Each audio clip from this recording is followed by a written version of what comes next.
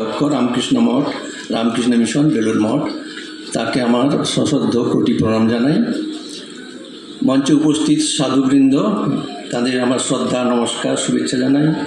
সামনে বসে আছেন সন্ন্যাসী এবং সন্ন্যাসিনী বৃন্দ, তাদের আমার শ্রদ্ধা, নমস্কার, শুভেচ্ছা জানাই। এবং অগণিত ভক্তবৃন্দ, অনুরাগীবৃন্দ এবং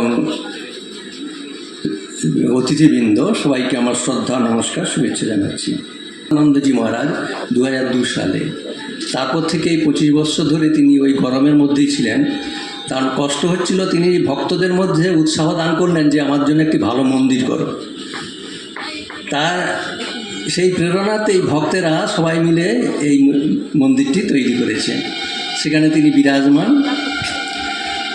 এখানে মন্দিরের মধ্যে তার পূজা, আর বাইরেও তার পূজা হয়, যেটি একটু উল্লেখ করে গেছেন আমাদের চন্দ্রকান্তানন্দজি মহারাজ, যে মূর্তিতে ভগবানের আবির্ভাব শ্রীরামকৃষ্ণ রয়েছেন, সেখানে তার নৈবেদ্য ভোগ দিয়ে পুজো অর্চনা হবে। এবং বাইরে জগতে যেটি বলছে মহারাজি বলে উল্লেখ করে গেলেন যে শিবজ্ঞানে জীব সেবা, সেই ভাব নিয়ে মানুষের মধ্যে যে ভগবান শ্রীরামকৃষ্ণ রয়েছেন সেখানে তার পূজা হবে। বিভিন্ন দুর্ভিক্ষ বা অন্যান্য যে সমস্ত মানুষ যখন কষ্টে পড়ে, তার অভাব দেখা দেয়, সেই অভাবগুলো পূরণ করা, সে স্বাস্থ্যের দিক দিয়ে হতে পারে, শিক্ষার দিক দিয়ে হতে পারে, অন্য ক্ষুধার দিক দিয়ে হতে পারে, সেটি পূরণ করায় তার মধ্যে যে ঈশ্বর আছেন সেই বুদ্ধিতে সে সেবা পূজা, এটি দুটি পথ, এর দ্বারাই কিন্তু ভগবান লাভ হতে পারে। সর্বদা তার নাম করবে, সাধু ভক্তজন সেবা করবে,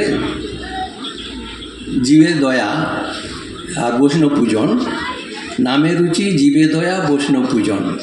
এগুলো ব্যাখ্যা করতে গিয়ে জীবে দয়া বলতে এসে তিনি আটকে গেলেন, বলছেন যে না, জীবে দয়া নয়, তুই সাধারণ মানুষ, জীবকে কীভাবে দয়া করবি, ঈশ্বরই দয়া করবেন। তুমি পুজো করবে, সেবা করবে কিভাবে, না ঈশ্বর বুদ্ধিতে, শিব জ্ঞানে বা নারায়ণ বুদ্ধিতে সেবা করা।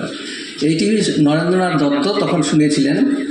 শুনে গিয়ে বলছেন যে যদি ভগবান কোনোদিন দিন দেন, তাহলে আমি এই তত্ত্বটাই জগতে প্রচার করব।